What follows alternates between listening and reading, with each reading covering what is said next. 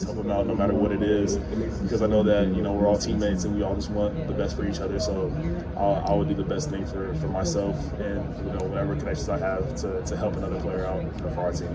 So Bijan, tell me about your Cameo career. I feel it's been pretty cool. You know, just being able to connect with you know, different sorts of fans. You know, if it's Texas fans or just college football fans, you know, or really anybody. It's been a great thing for me, you know, because I just want to. I'm a type of guy that, you know, to put a smile on your face no matter what it is. If it's Cameo, if it's real life in person, but just giving those, you know, 30-second, you know, minute videos, you know, it's been pretty cool to see like how it affects them and to see their messages come right back and how it impacts them, you know, not just for right now, but as life going forward. Well, I noticed too that your price has gone up from $100 to $155. Well, so Cameo does the prices. I don't do them. They just see if you're doing pretty good or if you're making some more videos, and they'll start raising the prices, and I just, you know, make the videos for them. But, you know, I could do it for free if I just for my personality. I would do it for free and just, you know, just help them out. But why do you think why do you like doing that one? Doing Cameo? Doing Cameo. Because it really does have a chance for you to show your personality and to show, you know, how you are as a person, you know, to other people. Because I know it's public, so other people can see, you know, how you talk to other people, and just your different emotions that you can have if somebody's having a bad day, and if you know, feel that person and you're very emotional about it, or if you're just being happy, so they can connect with you outside of football and just more on a social media, you know, platform. Bijan, when you signed with Texas, you said a big part of it is you wanted to help bring back something special to home. Obviously, a year in, it's been a coaching change. You still feel you can be a part of that before you leave? Yeah, I mean, absolutely. You know, I just feel that, you know, I'm a big guy in faith, and I know that, you know, last year was probably a setback for this year's setup, because, you know, a lot of great things has been happening this offseason, and, you know, I just believe, you know, God has a plan for this team, and I still believe that, you know, wholeheartedly, because I see it's going in the right direction, and I see that, you know, Coach Sark coming in here, you know, coming off of a championship. I know that might not mean a lot of stuff, but I feel that, you know, him as a personality and him, you know, as a brand and changing the culture of this team that we might not have had last year is a pretty cool thing to see, and I think it'll be a huge effect, you know, for the season. Hey, Bijan, something Coach Sark talked about earlier today was building a new culture and building a team dynamic. Yep. Can you say a little bit about how that culture change has been based off the previous coach going forward? Yeah, so what I see this year is, you know, it's a lot of player-led things going on with this team. You know, last year we kind of had a lot of distractions from, you know, COVID to social justice, so many different things that were going on and taking our mind off of football. So we would be so individual and be so, you know, separated in our team, and I feel it hurt us in a lot of situations, you know, during the season. But I know this year that, you know, we're very player-led, and I feel that the player-led teams are the teams that, you know, go to the championship games, that win the championship games. And when you're more coach-led, then, you know, you'll see a lot of distractions, and you'll see players need to be pulled along to, you know, try to be their best. But now with this team, it just shows that, you know, all of us are, you know, trying to be the best that we can be, you know, in football, in school, and whatever it is. And, you know, it makes us all, you know, want to, you know, be the best and be the best for each other, and not just, you know, for ourselves. Gotcha. And what do you think about the all gas, no brakes, that mentality that Coach Sark? Yeah, I mean, that's been great, you know, how he's running that to Texas. You know, it just shows that, you know, we just give 100% in everything that we do, no matter what it is, if it's school, if it's football, even if it's just, you know, talking to somebody, you know, on the street. It doesn't matter what it is. You just gotta, you know, give it your full heart, and you gotta put it in full speed, no matter what it is. And, you know, when, you know, having breaks, you know, we understand that you'll have breaks, but obviously you don't want to be set back, and you don't want to be a pushover. So you want to, you know, be the best that you can be and attack at full speed. Last year you had 86 carries, and Sark, when you look at his history, Yep. he was running backs carrying like 200 times a season. Yeah. Has he talked to you about that? What are you kind of anticipating the workload being? Yeah, I mean, absolutely. Yeah, we have those conversations a lot. You know, even in high school, I never really had, you know, over 20 carries ever in a game. But, you know, we just talked about making sure that my endurance is up, and making sure that I am ready for maybe games like that, and making making sure that I'm just prepared for anything that comes, because, you know, I'll do whatever I can to help the team, whether it's 25 carries, whether it's 10 carries. You know, you just got to be productive on, you know, everything that you do get. And I'm just ready for anything that comes, and, you know, I just got to be prepared, you know, physically and just mentally for all that's coming next season. Sean, at what point last season did you really start to feel comfortable enough in the offense to be a guy to rely on? I feel it was more of the West Virginia game. That's when everything started to slow down for me in college football. You know, the first, you know, four games before that, I was just still trying to get my feet wet and trying to, you know, be at my best. But, you know, as a young kid coming in college football, it's just like, you know, going from 8th grade to being a varsity football player right away. You gotta get used to the game, and you gotta, you know, understand what you're getting yourself into. So for me, it was more of Game 5, you know, against West Virginia, and that's when I started to really see, you know, the game slow down for me and everything become, you know, natural, you know, and to get that guy game. What would you say is your favorite play in the new offense this season? You know, there's a lot of really good plays that Coach Sark is bringing to the table. You know, I just love, ever since I was a kid, I just love that counter play. That counter play is effective. You can do a lot of different things with it. You can read a lot of different mismatches. You can just read a defense. But there's been so many plays that Coach Sark has implemented into the offense, and, you know, I'm just really excited for everything that he's bringing to the table. Bijan, this morning there was talk from the referees about calling upside down horns and how they were going to do it, and then other teams did that during the game. What do the players think? What other players on the other teams do upside down horns? Does that bother you at all? Do upside down?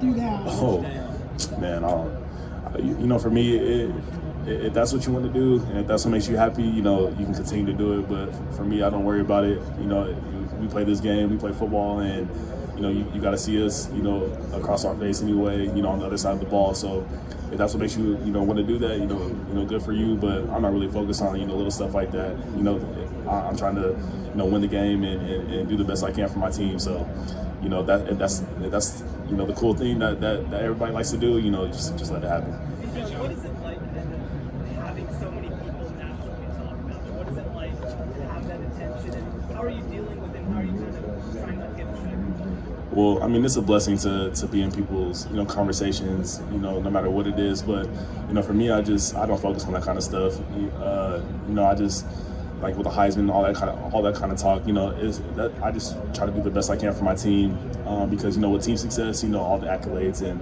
all that type of stuff will come for everybody, not just me. And I just think that our team is just so hardworking, and you know, we have so much to look forward to for this season. You know, being a normal year, you know, we can all get, you know, the best things for ourselves. But I just think, you know, just me being a team player and me just trying to do the best I can for my team, you know, that's what I focus on the most. And, you know, if people have conversations of anything, you know, that's always cool. But, you know, I got to focus on the main goal and, you know, what's in front of us, you know, this season coming up. Kind of feel like the game kind of came to you in a different way. Yeah, you know, I felt really comfortable. I felt like everything was coming, you know, to me as you know, even when you get comfortable in high school, when you get comfortable, then everything starts to open up for you. And I thought that, you know, for me, towards the end of the season, you know, the blessings just started opening up, and I just started to really feel the game slow down for me, and everything just became natural and easier just to go full speed on. Oh, he's a great athlete. That's a great player right there. I know he had minimal opportunity at Alabama, but, you know, just bringing him to this offense and to bring him, you know, in the running back room has been pretty awesome. And to see that he's came from, you know, Coach Sark's offense and the knowledge that he has behind it, you know, it's been great for even the young guys to learn from him as well. So he's been a great player, you know, for me, and just a good teammate as the time that he's been here.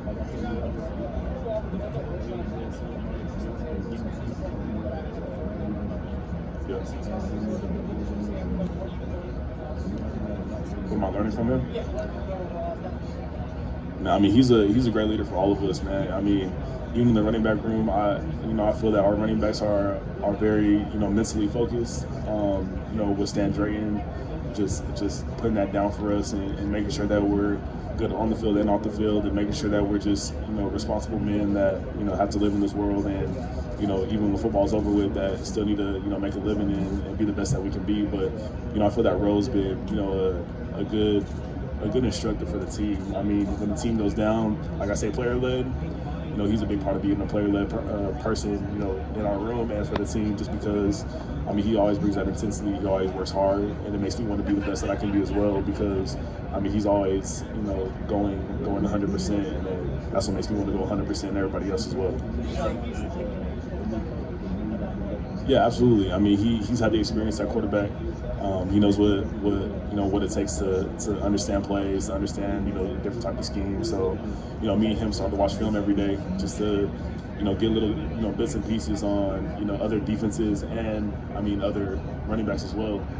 So it's been a fun deal getting to be his teammate, and, we've been brothers, ever since I stepped on campus. So, he's a great player, to play with, and, I like to learn a lot from him. John, did Casey Thompson surprise you in the Alamo Bowl with the numbers and points on every drive?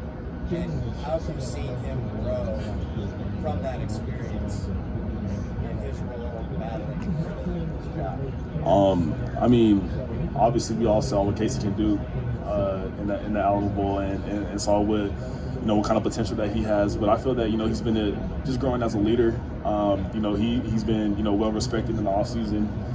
Even with him and Hudson, going at it, he's just been a constant push for all of us, and just see like what he does off the field, how he watches film, how he prepares, how he constantly always wants to get better, and constantly always wants to surround himself by the best people and by the best football players. It's been really fun to watch, because he's a quarterback that just wants to be the best, and he'll do anything that he can, and he'll work as hard as that he can, and we'll start coming in and teaching him different type of schemes and schematics, and different type of options that he has as a quarterback. It's been fun to watch him progress as this offseason.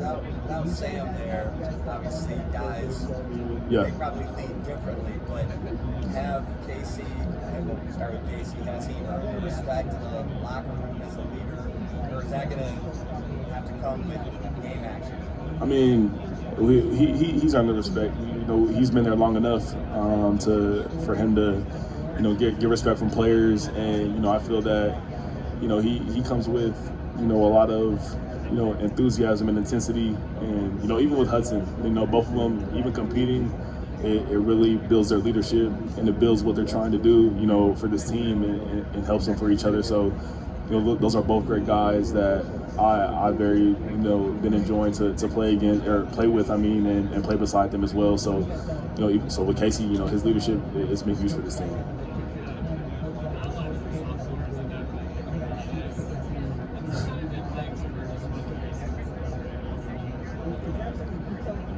Well, it's been a blessing. I just work my hardest to provide the best for this team, and just me being here and representing this team, it's been awesome, because I want the best for this team, in all aspects of whether football or outside of football or anything. I just want this team to be the best, and I know we got to work so hard to get it, and I know you guys probably hear it a lot, like Texas always has the hype and all that stuff. I don't want people to think that we have any hype. I just want us to really genuinely just work hard and be a great team that people can talk about and see for the future going on. Yeah.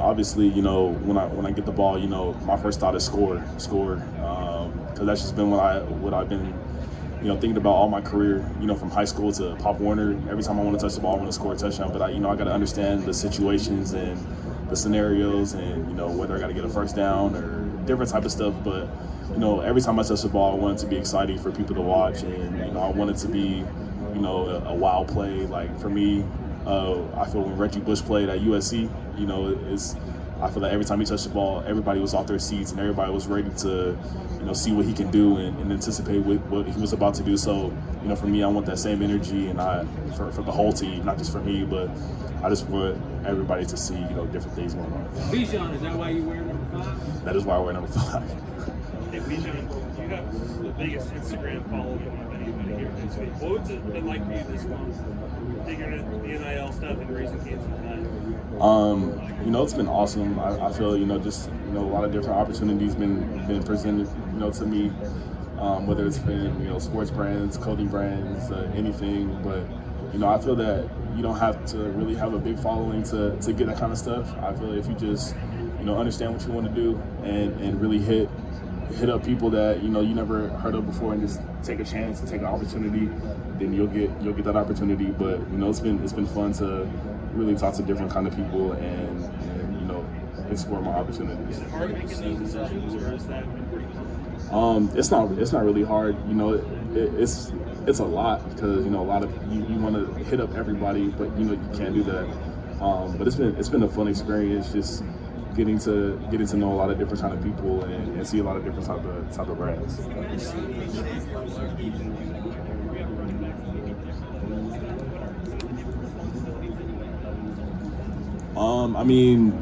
There's a lot of responsibilities for all of us. For me, it's just, making sure that I'm doing the best that I can, in open space and, utilizing my opportunities when I do get the football, and whether it's, on a kind of anything, any run play, any pass play, but even in pass protection, protecting the quarterback is just a huge thing as well.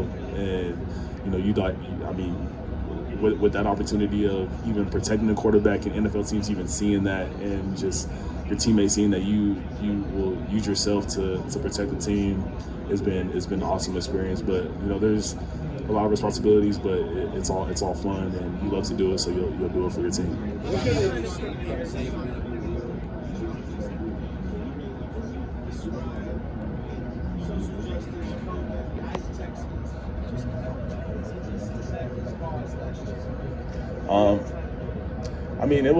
It was all new to us. It was obviously a little bit of a distraction, but last year. But for us this year, we really don't focus on that stuff anymore. Coach Sarkisian came in and just told us, it's about the team, and we need to focus on what we got in front of us and the opportunities that we do have in front of us, and we understand that that's a big talk around our program, but for us as a team, we don't really focus on it. We just know that it's a team that we need to be focused on, and our responsibilities on the field and off the field are what's most important. I feel it's behind us. In the terms of us, what we're trying to do. Obviously, it's still presented, and obviously people still know about it, but it doesn't affect us at all as a team. As it did last year. We thought about that a lot, and that was just in our mental focus, from last year. I feel that's another thing that kind of just brought us down a little bit. So that's why I said that this year we're just so player led and so player focused on what we got to do, and we don't let that stuff get in our way. Which of the young guys have caught your eye early on? What have you seen from him in the summer, and what's he like as a person? What's his vibe? Man, he's a great player. That is a good athlete.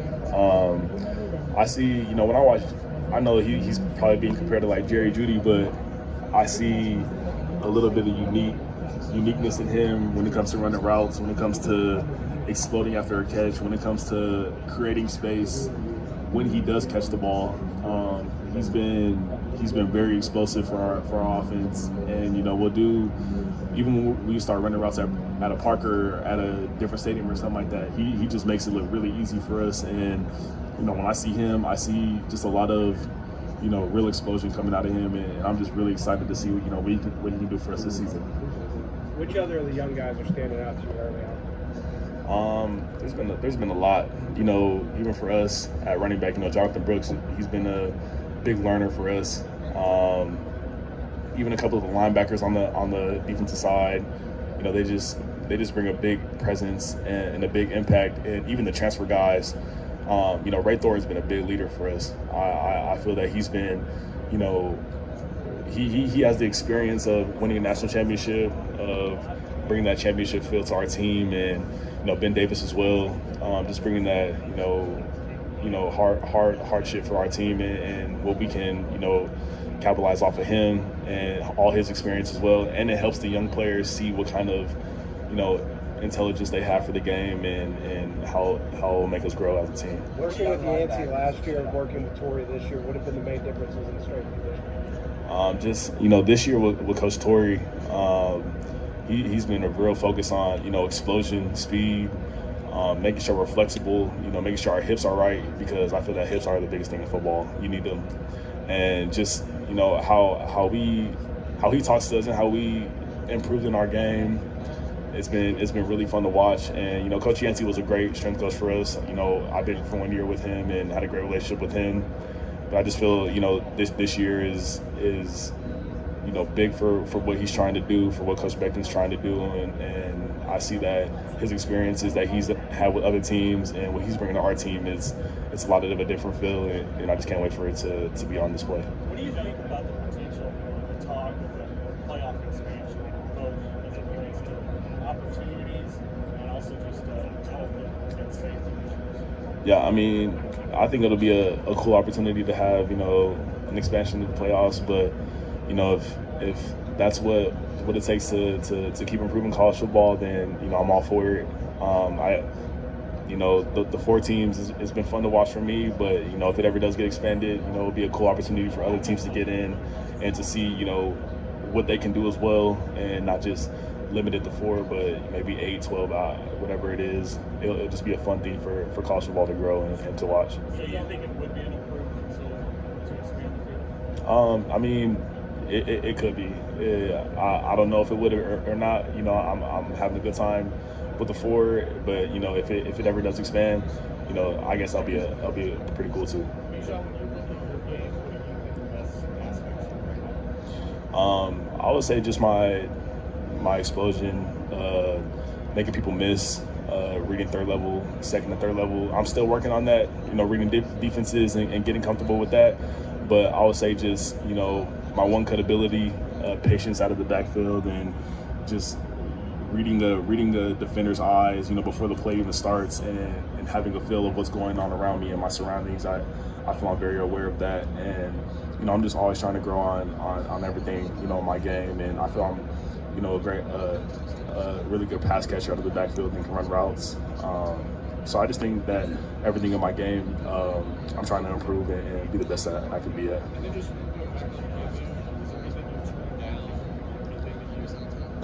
I really haven't turned down anything. I try to get to everybody as soon as I can.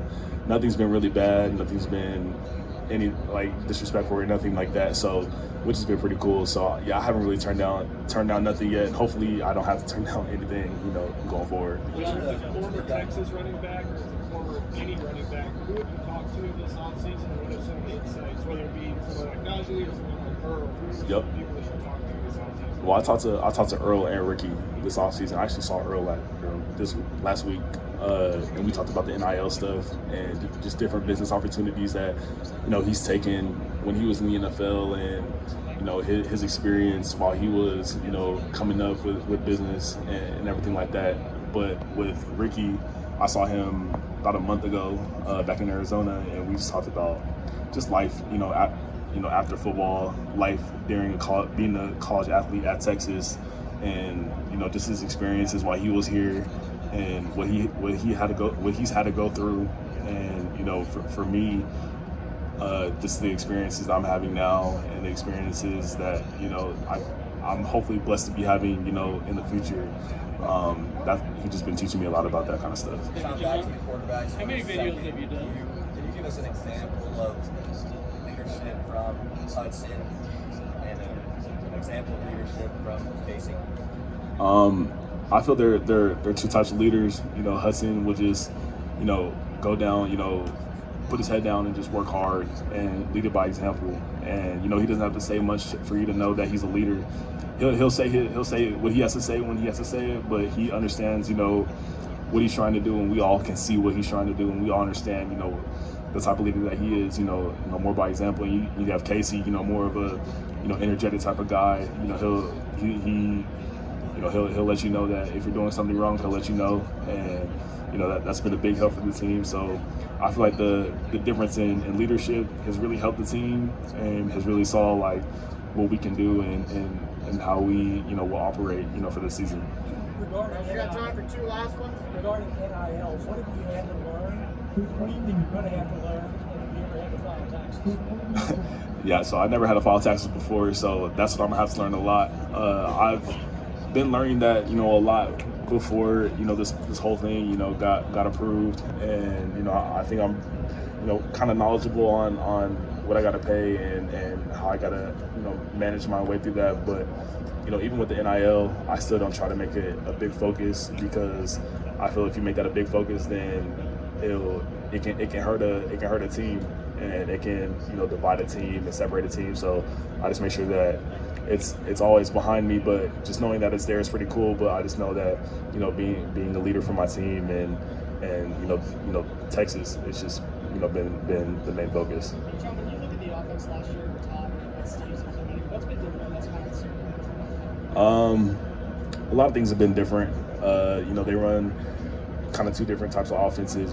Coach Sark brings a lot to his offense. We have a lot of learning through that offense that we had to do, whether it was in the winter or in the spring. But Coach Sark brings a lot of great stuff, and he knows a lot of different opportunities to make the players that he has and to use the athleticism that he has the best of our ability. So I think that it's been fun to really be a part of this offense.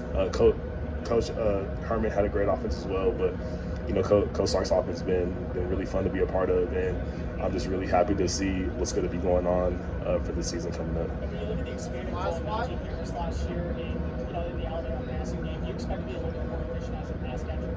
Yeah, absolutely. We do a lot of different things in this offense, whether it's lining up our receiver, slot, even out of the backfield. He just makes sure that we'll create disadvantages for all defenses that we face, and to make them in uncomfortable situations, from every play, from the beginning of the game to the end of the game. So I know that we'll be ready for everything that comes our way, and that we'll bring everything to the table when the season does start.